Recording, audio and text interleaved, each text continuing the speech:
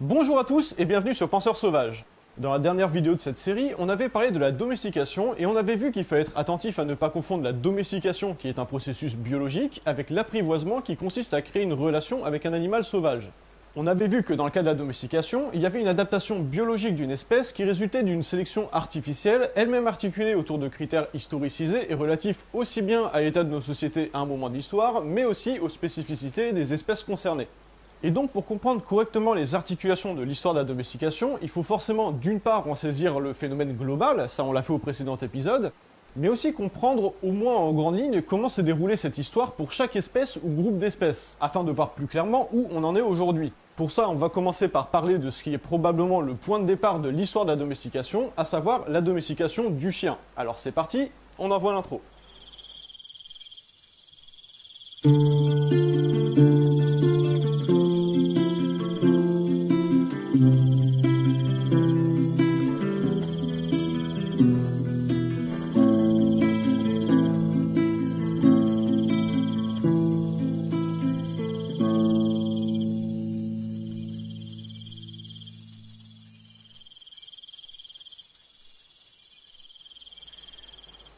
Parmi toutes les espèces domestiques, le chien occupe incontestablement une place toute particulière, et si j'ai choisi de commencer par lui, c'est pour une bonne raison, il s'agit de la toute première espèce domestiquée par l'humain.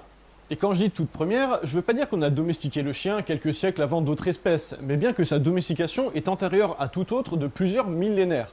Récemment, on a d'ailleurs pensé qu'elle remontait à pas moins de 150 000 ans.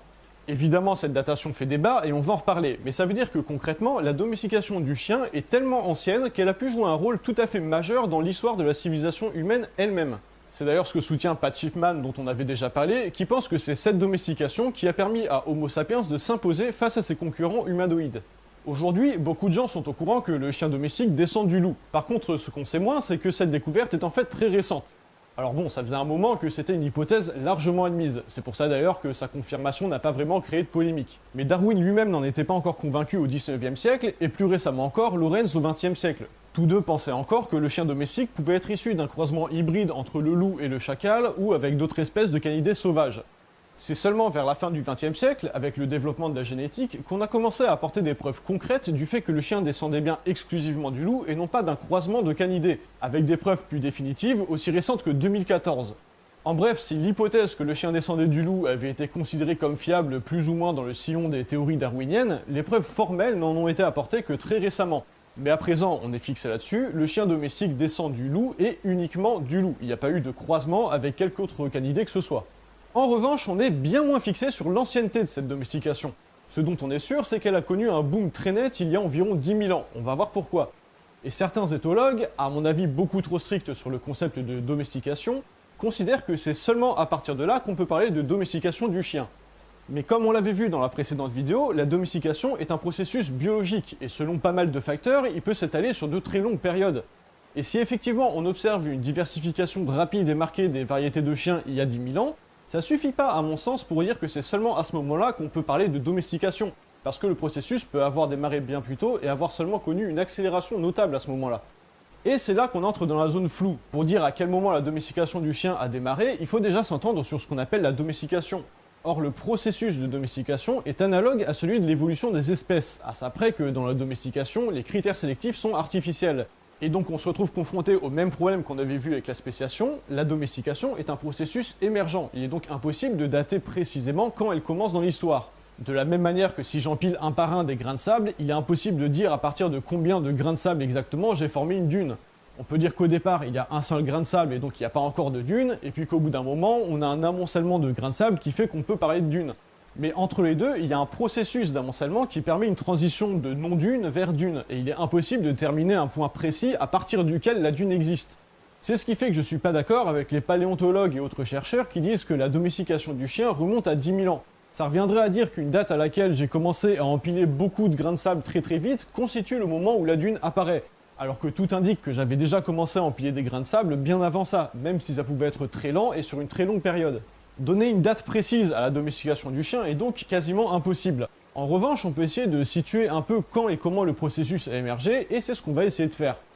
Tout d'abord, on va essayer de comprendre comment ce processus s'est probablement déroulé et essayer de le dater en cours de route. On l'a vu, il faut distinguer la domestication et l'apprivoisement. L'apprivoisement, ça consiste à familiariser un animal sauvage à une présence humaine. La domestication, c'est un processus d'adaptation génétique, volontaire ou non, d'une espèce sauvage. Adaptation qui vise généralement à accroître la compatibilité de sa présence dans une société humaine. Et donc, en toute logique, avant la domestication du chien, il y a forcément une étape d'apprivoisement du loup. Et c'est précisément cette étape-là qui est extrêmement difficile, sinon impossible de dater. On sait que ça s'est produit bien avant la sédentarisation, à l'époque où les tribus humaines étaient encore nomades. Le scénario le plus probable est que des meutes de loups ou des loups solitaires se soient mis à suivre des tribus humaines par intérêt, puisque les humains laissaient souvent derrière eux des restes de repas qu'ils ne mangeaient pas. Suivre un groupe d'humains pour un loup ou une meute de loups, c'était tout simplement une bonne garantie d'avoir régulièrement à manger sans trop se fouler. Il y a donc eu une proximité qui s'est installée, et c'est très probable que loups et humains s'apercevaient régulièrement, au point sans doute d'en arriver à se connaître. Cette proximité a ensuite donné lieu à une certaine familiarité. Puisqu'ils se croisaient régulièrement, humains et loups en sont certainement arrivés à vite se reconnaître mutuellement. Je pense qu'à ce moment-là, les humains ont dû se rendre compte que les loups en question étaient uniquement intéressés par leur reste de nourriture et ne présentaient pas vraiment de menace pour eux, et donc ils ont toléré leur présence. En retour, les loups ont dû assez vite comprendre que le groupe d'humains ne leur était pas ouvertement hostile, et donc ils pouvaient s'approcher des restes convoités sans trop de risques. C'est aussi possible, même si c'est rien de plus qu'une hypothèse que je vous propose, que cette proximité ait été incorporée dans des croyances religieuses par les humains. Imaginons par exemple que le chaman du groupe voyait dans cette proximité pacifique avec le loup un signe mystique et qu'il a adopté cet animal comme le totem de sa tribu. Je peux évidemment pas affirmer que ça s'est produit, mais c'est une possibilité qui serait compatible avec leur rapprochement mutuel progressif. Puisque le loup se trouve sacralisé, les humains font preuve de respect envers lui et ça peut considérablement accélérer le rapprochement, surtout si par exemple ils se mettent volontairement à lui laisser des restes à disposition en guise d'offrande. On a donc eu un processus d'apprivoisement qui s'est mis en place, dont on n'a concrètement aucune idée de la durée sur laquelle il peut s'étaler. Ça peut avoir eu lieu quelques siècles à peine avant la sédentarisation, comme des centaines de millénaires plus tôt. Enfin, en réalité, j'exagère en disant ça, parce que d'après les preuves archéologiques, on peut déduire que ce rapprochement est forcément antérieur à 30 000 ans avant notre ère. Pourquoi ça? Parce qu'une étude de 2015 a déterminé qu'à cette période, on observe un début de distinction génétique du chien par rapport au loup, ce qui veut dire qu'il y a environ 30 000 ans, le processus biologique de domestication avait déjà démarré. Sachant d'ailleurs que l'étude en question contredit une étude antérieure de 1997 qui, elle, datait la séparation entre moins 150 et moins 100 000 ans avant notre ère. Et comme c'est un domaine dans lequel on a très peu d'indices auxquels se référer, le débat sur cette datation est encore loin d'être clos. On sait donc qu'il y a au moins 30 000 ans, le loup commençait déjà à devenir un chien, c'est-à-dire à être domestiqué biologiquement parlant. Et on pourrait tenter de penser que du coup, l'apprivoisement du loup dont je parlais à l'instant devrait se situer peu de temps avant ça. Sauf que c'est absolument pas certain. En fait, cette date, c'est une date à laquelle un changement de pression sélective a donné lieu à une domestication du loup. Mais c'est tout à fait possible que pendant très longtemps, l'humain ait côtoyé le loup sans impacter son mode de sélection naturel, ou alors si peu que ça a été décelable que bien plus tard. Pour comprendre en quoi c'est le cas, on va revenir rapidement sur le concept de sélection. Comme on l'a vu, la sélection naturelle, c'est une sorte de tri qui s'opère automatiquement entre les individus d'une espèce. Chaque individu qui naît hérite de gènes de ses parents dans des proportions variables, avec en prime une petite part d'aléatoire.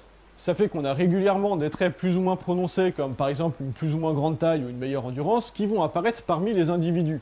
Si ces traits se trouvent être avantageux pour la survie à l'état sauvage dans son milieu, alors ceux qui en bénéficient vont avoir de bien meilleures chances de survivre jusqu'à l'âge adulte et de se reproduire, donc de diffuser le gène à l'origine du trait concerné. Si à l'inverse il est désavantageux, ça va réduire ses chances, et quand bien même il parviendrait à se reproduire, ça réduirait les chances de sa descendance. Ce qui fait que, de génération en génération, les traits avantageux pour une espèce relativement à sa niche écologique vont se généraliser et s'amplifier, tandis que les traits désavantageux vont disparaître. C'est le principe de sélection naturelle, et on avait déjà vu que sur de très longues périodes, ça donnait lieu à la spéciation. Je m'étends pas là-dessus parce que j'en ai déjà parlé, je renvoie vers la vidéo concernée si vous avez besoin d'un rappel. Et donc dans le cas de la domestication, concrètement c'est exactement la même chose qui se produit, sauf que là on a des humains qui vont venir s'en mêler et interférer avec les conditions de survie. Soit involontairement, par exemple en ayant pitié des individus les plus affaiblis et en les nourrissant, donc en augmentant artificiellement leurs chances de survie, soit carrément volontairement, comme dans le cas d'élevage, où on va sélectionner des couples à reproduire en fonction de critères spécifiques. Et donc, concernant le loup, le type de relation et l'importance de l'interactivité entre loup et humain va jouer énormément sur la pression sélective. Si le loup s'était contenté de suivre des groupes humains pour profiter de ses restes sans que la relation entre les deux n'évolue dans le temps, ça aurait pas vraiment changé la pression sélective sur les loups. Ceux qui sont génétiquement avantagés relativement aux critères de la sélection naturelle vont continuer de mieux survivre que ceux qui sont moins avantagés, et même sur des longues périodes, on remarquera pas forcément de différence avec le processus d'évolution naturelle. En revanche, dans un contexte où le loup est déjà fortement intégré dans les sociétés humaines, en supposant par exemple qu'ils en fassent déjà l'élevage, là, la pression sélective va être tout autre. C'est principalement les humains qui vont décider de quels loups diffuseront leurs gènes. Et donc on va très vite observer une distanciation génétique entre les loups sauvages et les loups qui vivent auprès des humains. Seulement, entre ces deux exemples volontairement extrêmes, il y a tout un dégradé de rapport possible, et on peut facilement imaginer des situations dans lesquelles il y a une forte proximité entre loups et humains sans que la pression sélective soit assez forte pour qu'on en retrouve des traces archéologiques assez claires. D'autant que si ce rapprochement a pu avoir lieu, c'est sans doute parce qu'il y avait déjà chez le loup des traits qui l'encourageaient naturellement. Le loup est un animal social qui vit en meute, ce qui a certainement ouvert la voie à son intégration dans des sociétés humaines, intégration qui aurait été bien plus difficile avec un animal de nature solitaire. Il a un sens de la hiérarchie très strict et une capacité de communication très fine, ce qui a permis de l'éduquer de sorte à ce qu'il ne pose pas de danger auprès des autres humains du groupe, mais également relativement à des attentes qui ont pu varier dans le temps. De plus, les activités naturelles du loup étaient très proches de celles des humains de l'époque, à savoir principalement la chasse et la défense face aux agresseurs, ce qui a permis aux humains de trouver en lui un allié précieux. Avoir des loups apprivoisés dans sa tribu pouvait énormément faciliter la recherche et la capture de gibier, mais aussi se protéger efficacement des agresseurs. On imagine facilement en quoi une tribu qui possédait des loups ne devait avoir aucun mal à se défendre face à une tribu concurrente qui n'en avait pas. D'où la thèse de Pat Chipman selon laquelle la domestication du chien a pu permettre à Homo sapiens d'écraser la concurrence de Neanderthalensis et Erectus. Mais du coup, on peut imaginer que dans un premier temps de la domestication, les critères des loups pertinents aux humains étaient quasiment identiques à ceux de leur survie à l'état sauvage. Dans la nature, comme dans une tribu humaine, être discipliné, respecter l'autorité d'une hiérarchie, courir vite ou encore être un bon chasseur, sont toutes des qualités appréciables. Ce qui fait que la pression sélective propre à la domestication du loup dont je parlais plus tôt a logiquement dû augmenter de manière très graduelle. Alors qu'au départ les critères de sélection naturelle et artificielle étaient quasiment identiques, plus les sociétés humaines se sont complexifiées et plus le loup y a été intégré, plus ces critères ont progressivement divergé. C'est pourquoi on peut aussi soutenir que même s'il avait déjà existé une très grande proximité entre l'humain et le loup il y a des centaines de millénaires, rien ne garantit qu'on en retrouve une trace au travers des études génétiques. L'absence de divergence génétique entre le loup sauvage et l'ancêtre du chien domestique ne suffit pas à conclure l'absence d'une relation établie entre les deux. Comme on retrouve une trace de cette divergence génétique 30 000 ans avant notre ère, on sait de manière certaine que cette relation existait déjà à cette date. Mais pour ce qui est de savoir à quand remontent les premières relations entre humains et loups, alors là le champ est libre même pour les spéculations les plus folles, et ce serait finalement pas si étonnant qu'elle ait pu avoir lieu avant même l'émergence d'Homo sapiens en tant qu'espèce. Puisqu'on ne parviendra pas à dater précisément cette relation, on va plutôt revenir sur le processus de rapprochement. Comme j'ai dit, il a démarré avec des loups solitaires ou des meutes de loups qui ont suivi des tribus humaines nomades. À force de voisinage, les deux en sont probablement arrivés à se familiariser les uns aux autres avec une distance qui s'est probablement réduite au fil du temps. À un moment donné, une étape a dû être franchie, celle du contact physique. On peut évidemment spéculer à l'infini sur comment ça a pu se produire, ce qui est certain c'est que ça a sûrement pas été aussi facile que d'apprivoiser un loup sur Far Cry Primal. Familier de notre présence ou pas, un loup sauvage ça reste un loup sauvage et ça se laisse pas approcher facilement. Mais c'est pas totalement exclu pour autant qu'un contact physique de ce type ait pu avoir lieu en diverses occasions avec des loups sauvages. En fait c'est même statistiquement certain que ça a dû se produire à plusieurs occurrences. Mais parvenir à approcher un loup jusqu'à pouvoir le caresser sans recompter ses doigts après, c'est pas non plus suffisant pour l'intégrer dans une société humaine. Pour ça, il a fallu recourir à une technique entre guillemets dont on a parlé dans la dernière vidéo, l'imprégnation. Pour rappel, l'imprégnation, c'est un procédé qui consiste à habituer un animal à une présence humaine dès son plus jeune âge. Ça joue sur son développement cognitif, notamment la formation de son identité. Un jeune animal va identifier à sa naissance et peu de temps après tout ce qui l'entoure à son environnement normal. Donc si un louveteau ne voit que des loups, il va s'identifier à un loup et être généralement très méfiant envers les autres espèces. En revanche, s'il voit aussi des humains, il va considérer que la présence humaine est parfaitement normale, parfois au point même de s'identifier à une autre espèce que son espèce réelle. Alors attention, quand on dit d'un animal imprégné qu'il ne distingue pas son espèce réelle et son espèce d'adoption, ça ne veut pas dire qu'il est incapable de les distinguer. Par l'éducation, on peut sans difficulté lui apprendre à se comporter différemment avec des humains et avec d'autres loups par exemple. Mais spontanément, il se comportera avec des humains exactement de la même manière qu'il se comportera avec des membres de sa propre espèce. Ça peut être dangereux, notamment parce qu'il va jouer avec des humains de la même manière qu'il jouerait avec des loups. Et si on ne lui apprend pas depuis tout petit à différencier les deux, il y a un risque de blessure, même sans mauvaise intention de sa part, une fois à l'âge adulte.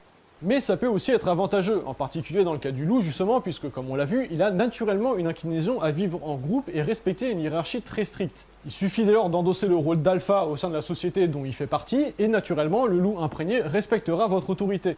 Ce qui veut pas dire qu'il essaiera jamais de la contester, donc allez pas croire que je suis en train de dire que c'est sans danger d'adopter un loup du moment qu'il est imprégné. L'imprégnation a donc certainement joué un rôle majeur dans la domestication du chien. Mais vous vous demandez peut-être comment les premiers humains ont pu faire pour imprégner des loups sans avoir encore de proximité assez forte avec eux. D'autant qu'à l'époque, on n'avait aucune idée des effets précis de l'imprégnation, et donc on ne pouvait pas spontanément avoir une idée d'y recourir. Et bien là-dessus, on a justement une piste très intéressante. Il se trouve qu'on sait, puisqu'on l'observait encore au XXe siècle, que l'adoption d'autres espèces animales par des humains à l'état tribal est en fait une pratique très courante. On en a même des traces photographiques, comme celle-ci qui provient d'une fable d'une tribu australe, enfin à confirmer parce que j'en suis pas certain, mais ça s'observe aussi en Amazonie, Tanzanie, Asie. Bref, c'est un comportement qui était présent partout dans le monde, donc indépendant d'un contexte culturel, et qui s'observait également avec toutes sortes de mammifères comme des chevreaux ou des biches. Boris Cyrulnik notamment soutient que cette pratique a pu être employée auprès de loups et aurait pu conduire à son imprégnation. On ne sait pas trop expliquer en détail ce qui motive ce comportement. Le plus probable, ce serait que les premiers humains aient rapidement compris l'intérêt de recueillir des animaux orphelins et de les nourrir principalement en vue de les manger plus tard. D'un point de vue strictement survivaliste, c'est assez évident. Vous venez de chasser une biche sauvage, vous réalisez qu'elle avait un enfant en bas âge, vous avez tout intérêt à l'allaiter et le laisser grandir auprès de votre tribu en broutant du gazon jusqu'à arriver au bout de sa croissance, où vous pourrez alors la manger. Surtout qu'en cas de pénurie soudaine de bouffe, ça vous procure un plan B plutôt salvateur.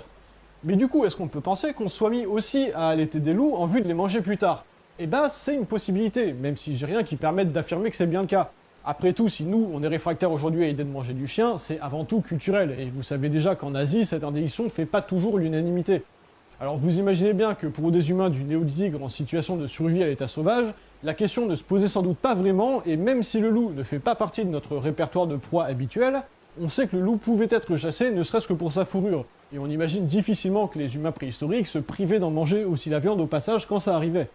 Mais puisqu'on est déjà dans la pure spéculation, on peut aussi imaginer d'autres scénarios. Comme j'ai dit, c'est possible que les croyances chamaniques aient joué un rôle dans le rapprochement entre les humains et les loups qui s'installaient à proximité de leur campement pour profiter de leur reste. Si on prolonge cette hypothèse, on peut aussi supposer que le loup ait pu revêtir aux yeux des premiers humains une dimension sacrée, et dès lors que les louveteaux orphelins aient pu être recueillis pour des raisons plus religieuses que pragmatiques. Quoi qu'il en soit, le fait que les premiers humains aient allaité des louveteaux à un moment donné de leur histoire ne fait quasiment aucun doute. Ce qui a permis d'obtenir des loups imprégnés et donc de découvrir sous un tout autre regard un grand nombre de compétences très utiles de scanidés. J'imagine que le premier trait utile qui a dû être marqué, c'est sa capacité de défense. Un loup ayant naturellement un comportement de meute, une fois imprégné et intégré dans une société, il pose un risque très réduit pour les membres d'une tribu. En revanche, il posera un risque redoutable pour une tribu adverse en cas de conflit. Un seul loup adulte peut suffire à terroriser et semer la panique dans les rangs ennemis. Et c'est un atout qui pouvait justifier à lui seul qu'on prenne l'habitude d'élever et d'entretenir des loups. Ce qui fait que quand bien même l'idée de départ aurait été de les manger, on a dû se rendre compte très vite que c'était beaucoup plus malin de les garder en vie pour protéger le groupe. En plus de ça, et à force de se familiariser avec l'animal et son éducation, on a pu découvrir bien d'autres utilités, dont un avantage évident pour la chasse. Un loup est capable de faire une proie bien mieux que ne saurait le faire un humain des plus expérimentés, mais il est aussi plus rapide au sprint et peut faire trébucher une proie sans avoir à la pister pendant des heures jusqu'à l'épuiser. Ce qui ouvrait la porte à tout un tas de nouvelles stratégies de chasse bien plus efficaces et fructueuses. Il y a donc eu une découverte progressive d'un intérêt mutuel. Dans un premier temps, les loups se sont mis à suivre des humains pour se nourrir des restes de leur repas.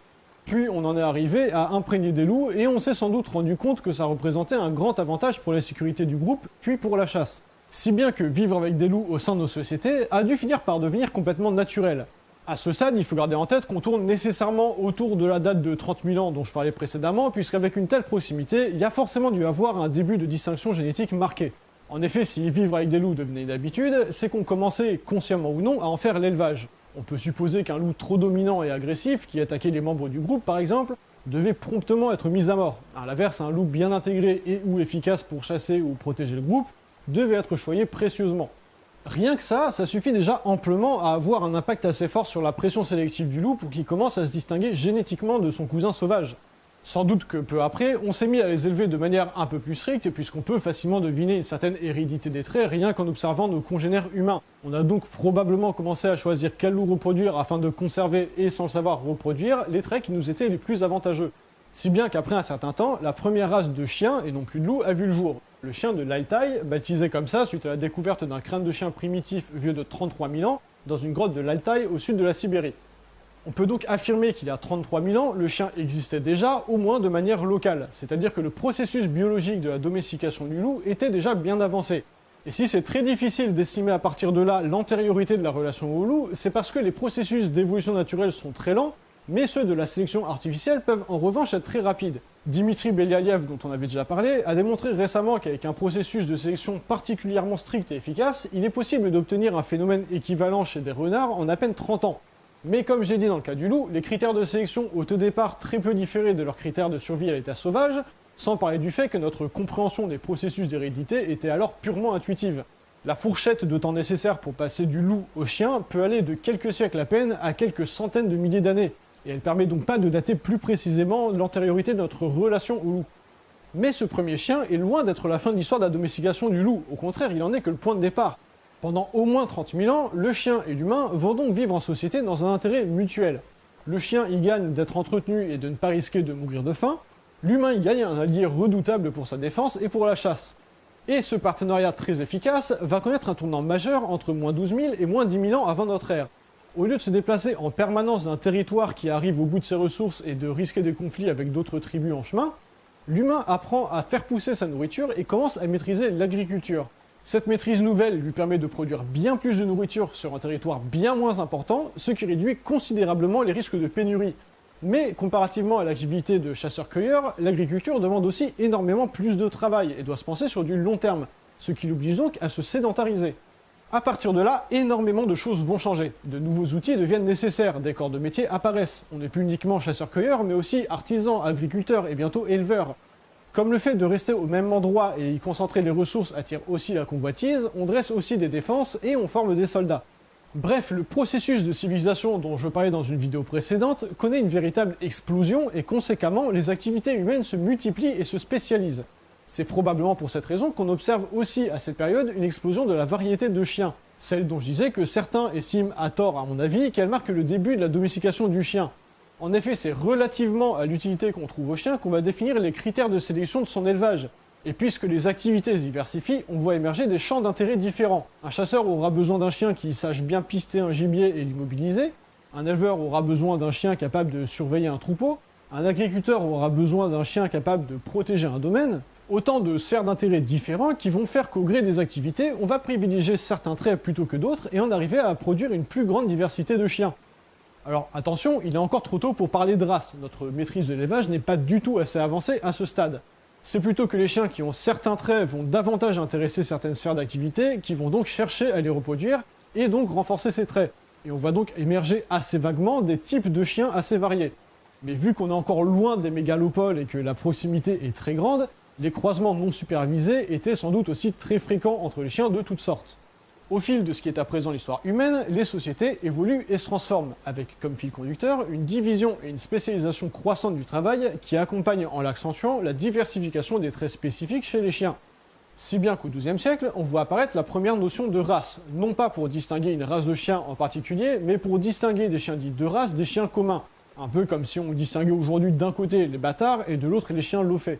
La spécialisation des chiens ayant fait son chemin parallèlement à celle du travail, on commence alors à distinguer des types de chiens très bien adaptés à des activités données et des chiens mélangés porte et fenêtre jugés de moins bonne qualité tout simplement parce qu'ils étaient bien moins spécialisés dans des tâches précises. On a donc une notion de prestige qui vient s'attacher à celle de race, et un décret royal va alors réserver la détention de mastiffs et de lévriers, deux grandes variétés de l'époque, à l'exclusivité de la cour. C'est-à-dire que seuls les nobles ont dès lors le droit d'en posséder, les gueux, eux, n'ayant qu'à se contenter de bâtards parce que, quand même, faut pas déconner. Du coup, on a commencé à avoir deux régimes de traitement chez les chiens. D'un côté, les chiens bâtards qui étaient élevés un peu à l'arrache par des paysans et qui continuaient à suivre plus ou moins le même cours d'évolution que décrit précédemment. Et de l'autre, des chiens sélectionnés pour leur prestige, dont l'élevage est devenu plus strict et supervisé, généralement autour d'activités spécifiques comme la chasse à la cour, le pistage, la garde ou le combat. Oui, le combat, comme dans Combat de chiens. À l'époque, c'était complètement normal, et même vu comme très classe comme divertissement. Mais bon, on parle d'une époque où cramer des gens sur le bûcher, c'est un gros délire, donc faut mettre les choses dans leur contexte aussi. Mais même si aujourd'hui, on a une idée toute différente du bon traitement d'un chien, il faut garder en tête qu'à l'époque, ces chiens-là bénéficiaient des plus grands soins. La plupart étaient bien mieux lotis qu'un bon paquet d'humains qui avaient eu la mauvaise idée de pas naître parmi la noblesse. C'était un peu la première occurrence historique d'une relation d'animaux de compagnie. Évidemment, elle était bien plus l'exception que la norme. Mais elle était tout sauf anecdotique pour autant. En privilégiant ces chiens, on a permis d'instaurer avec eux une relation parfois purement sociale, et donc de découvrir chez eux tout un éventail d'intelligence affective qui jusque-là nous était alors resté parfaitement inconnu. Et l'air de rien, c'est ce nouveau regard sur les chiens qui a influencé des auteurs absolument majeurs dans l'histoire de nos relations aux animaux, mais aussi dans notre histoire tout court. Je pense notamment à Montaigne, dont j'avais déjà parlé, qui a été particulièrement inspiré de sa relation à ses chiens, jusqu'à défendre l'idée qu'il n'existait pas entre nous et les animaux de différence de nature, mais seulement de degrés, et donc on leur devait le bon traitement, ce qui à l'époque n'était pas du tout une évidence admise. Plus tard, un peu anecdotiquement, la découverte des Amériques va impulser un renouvellement de la diversité des chiens, plus particulièrement entre les 16e et 17e siècles, une fois que les Occidentaux seront déjà bien implantés dans ce qu'on appelle à présent le Nouveau Monde. Les colons et soldats vont procéder à des échanges de variétés de chiens entre les continents, ce qui va permettre des nouveaux croisements et une nouvelle diversification importante des variétés. Mais si je dis que cette période restait plutôt anecdotique, c'est comparativement à la suivante, parce qu'entre les 19e et 20e siècles, la révolution industrielle démarre et avec elle on voit émerger une division très stricte du travail, synonyme aujourd'hui d'une période d'exploitation ouvrière. Cette exploitation n'épargnera pas le chien, et on verra alors émerger une classe de chiens de travail. En soi, le fait de faire travailler des chiens n'a absolument rien de nouveau, comme on l'a vu son utilité dans une tâche donnée, et même au fondement de sa domestication, et parallèlement aux chiens mâles cis-blancs hétéros privilégiés de la noblesse du XIIe siècle, les chiens de la plèbe, eux, n'ont jamais cessé de participer au travail, de la même manière que les bœufs servaient à labourer les champs. Mais à cette époque, leur travail va tout de même prendre une dimension très différente, notamment du fait que l'avènement de la mécanique provoque un exode rural. Les paysans attirés par la ville vont alors utiliser leurs chiens dans des nouvelles pratiques pas franchement enviables. Les plus chanceux d'entre eux sont utilisés pour tirer des petites charrues, mais pour beaucoup d'entre eux, leur existence est quasiment relayée au rang de simples machines, avec des activités extrêmement répétitives dans lesquelles la relation à l'humain est presque inexistante dans leur quotidien. L'exemple le plus parlant étant leur exploitation pour activer des mécanismes comme une pompe à eau en passant leur journée à faire tourner une roue. Et si vous vous dites qu'ils étaient les moins bien lotis, détrompez-vous parce qu'à cette époque, les combats de chiens vont également se populariser. Et là, quand je dis combat de chiens, je parle pas forcément d'un combat entre un chien et un autre. En fait, c'est comment dire, tout combat qui inclut la thématique du chien. Donc parfois, c'était des chiens contre un ours pour les voir se faire défoncer. Parfois, c'était contre un âne pour le voir se faire défoncer. En bref, tout ce qui pouvait exciter le pro de l'époque en lui montrant des trucs se faire défoncer et l'inciter à dépenser le peu de fric qu'il avait gagné en se faisant exploiter lui-même. Mais fort heureusement pour le chien, cette période d'exploitation sera globalement assez brève, parce que peu de temps après, on commencera à voir aussi des effets plus positifs de l'industrialisation, notamment suite à l'influence des thèses marxistes et des mouvements ouvriers qui ont permis d'améliorer le revenu moyen du prolétariat de l'époque. On va alors voir émerger une classe moyenne. Et ça, c'est une nouveauté parce qu'avant, ça n'existait pas vraiment. Vous aviez d'un côté les nobles ou la bourgeoisie qui s'en sortaient bien, mais genre très bien quoi. De l'autre, vous avez la plèbe qui vivait très largement dans la misère et qui torchait le cul des poules. Un entre-deux qui vit correctement sans être non plus dans l'opulence, c'était toujours resté un peu anecdotique. Mais là, voilà qu'à présent, on voit émerger cette classe moyenne très majoritaire qui, chose nouvelle, a les moyens de s'adonner à des loisirs, ce qui va créer une demande énorme et développer tout un tas de nouvelles sphères économiques. C'est à partir de là que va réellement se développer un rapport nouveau au chien, celui de l'animal de compagnie, dont la demande n'est plus justifiée par un besoin lié par exemple au travail, mais simplement par loisir pour profiter de la présence d'un chien qui vous lâche des caisses à la gueule pendant que vous écrivez un script par exemple. Cette transition entre animaux de travail et animaux de compagnie est donc extrêmement récente, et d'ailleurs pas totalement achevée, bien qu'on en arrive sans doute sur la fin. Mais le progrès technique et l'urbanisation des styles de vie vont faire qu'on n'a plus besoin du chien pour nous assister dans une activité. On aurait pu alors se passer purement et simplement de lui, comme des bons gros FDP qui licencient un stagiaire après l'avoir saigné à blanc. Mais c'est pas ce qui s'est passé. Comme on apprécie sa présence, même en dehors de tout intérêt pragmatique, on va continuer d'avoir des chiens juste pour le plaisir de leur compagnie. La généralisation de cette relation de compagnie, qui jusque-là n'avait été réservée qu'à la noblesse, va avoir deux effets majeurs. Premièrement, elle va profondément renforcer notre empathie envers les animaux en général. De même qu'elle avait influencé Montaigne au XVIe siècle, le fait qu'une large majorité d'humains côtoient directement ou non des chiens dans une relation purement affectueuse a permis de nous sensibiliser à l'intelligence affective des animaux et de nous soucier bien plus fortement de leur sort. On devient donc bien plus exigeant d'un bon traitement envers les animaux en général. Mais aussi, elle va évidemment changer en profondeur les critères de sélection, puisque dans le cadre de cette relation, on se fiche pas mal de la performance du chien dans une tâche donnée, on va simplement chercher à développer des traits pratiques ou simplement esthétiques. Comme on est passé dans un même temps d'un style de vie campestre disposant de grands espaces à un style de vie urbain où on vit dans des appartements de plus petite taille, on a avant tout vu apparaître une très large diversité de chiens de petite taille, bien plus commode à gérer qu'un chien de 80 kg quand on vit dans un studio en centre-ville. On remarque alors un phénomène assez intéressant. Alors que devenu plus ou moins inutile sur le plan pragmatique, on aurait pu s'attendre à ce que le succès du chien décline auprès des humains. Mais il va au contraire détonner.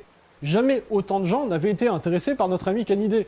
Et on voit apparaître vers la moitié du 19e siècle les premières expositions canines. Expositions qui vont pousser à standardiser des critères de sélection spécifiques à chaque race. Et cette fois, oui, on parle bien de race dans le sens commun, et non plus pour distinguer des chiens racés de bâtards. C'est à cette période que va s'établir le LOF, le Livre des origines françaises, qui tient le registre des races de chiens reconnues et leurs critères de sélection, ce qui dynamisera l'activité d'élevage au point d'en faire une profession à part entière.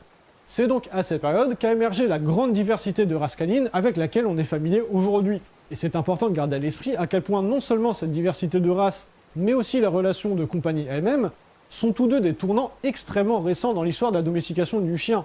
Il y a à peine 200 ans, l'idée d'avoir un chien de compagnie paraissait ridicule et était vue par des paysans rustiques comme un caprice de citadin. Sans doute même qu'à l'époque, on parlait déjà de décadence de la société, qu'on avait même des dissidents qui nous expliquaient qu'on était en train de tapetiser nos chiens, et que si ça continuait comme ça, on allait même interdire les combats, il faut le savoir, c'est dans son prochain livre, et puis que franchement, tout fout le vent, tout ça. Voilà donc comment on est passé du loup au chien tel qu'on le connaît aujourd'hui, et comme vous voyez, la domestication du chien est une histoire très mouvementée et particulièrement ancienne, mais surtout qui a une valeur symbolique très particulière, puisqu'elle a probablement affecté notre histoire évolutive elle-même. Autrement dit, sans les chiens, nous ne serions sans doute pas devenus ce que nous sommes aujourd'hui. Et je pense qu'en soi, ça suffit déjà à démontrer l'importance de notre relation aux animaux et de son influence sur les sociétés humaines. Seulement, comme vous le savez déjà, si le chien occupe une place de premier ordre dans l'histoire humaine, il est loin d'être le seul animal à l'avoir marqué durablement. Une autre espèce est intervenue bien plus tardivement, mais n'en a pas moins joué un rôle majeur et surtout particulièrement théâtral. C'est évidemment le cas du chat dont on va parler au prochain épisode, et dont on va voir que l'histoire est tellement mouvementée et parfois tellement absurde, qu'on a souvent du mal à croire qu'elle est bien réelle. Et on retracera pourquoi et comment le chat est passé du rang de divinité à celui de démon dans la culture occidentale. Cet épisode est donc terminé, j'espère qu'il vous a plu et que vous avez appris des trucs. Si c'est pas le cas, vous pouvez rager dans les commentaires. Sinon, vous connaissez le protocole, pouce bleu, partage, commentaire, etc. Récemment, j'ai des revenus qui font que j'ai plus besoin de Tipeee pour survivre, mais cela dit, j'adore le pognon, donc si vous aimez ce que je fais et que vous trouvez que ça mérite bien du pognon, n'hésitez pas à m'en donner un peu ou à regarder une pub sur Tipeee, puisque maintenant c'est possible. On se retrouve donc la prochaine fois pour parler de la domestication du chat. En attendant, prenez soin de vous, et surtout, restez sauvages. Cette vidéo est sous licence Creative Commons BYSA, ce qui veut dire que vous pouvez gratuitement et en toute légalité la republier ailleurs, avec ou sans modification, intégralement ou en partie, et y compris dans un but lucratif. Les seules conditions étant d'en citer clairement l'auteur et de la republier dans les mêmes conditions, c'est-à-dire sous licence Creative Commons BYSA. Par ailleurs, aucune de mes vidéos n'est monétisée, donc si vous aimez ce que je fais et que vous voulez m'aider à en vivre, n'hésitez pas à me soutenir sur Tipeee. Merci.